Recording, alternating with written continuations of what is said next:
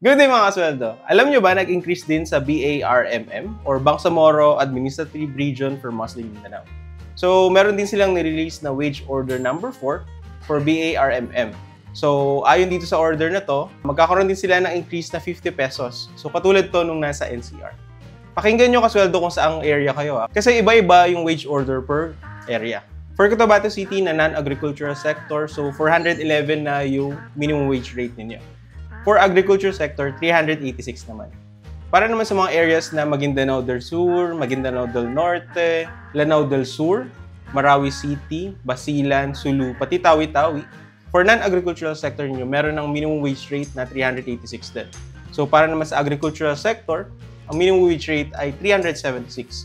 And last but not the least, para naman sa mga special geographic areas, for non-agricultural sector ninyo, 391 na yung minimum wage rate. Para naman sa agricultural sector, 366 yan. Okay again, so effective ito ng July 17, 2025. Kung may mga katanungan kayo, comment lang kayo sa baba. And like and follow for more.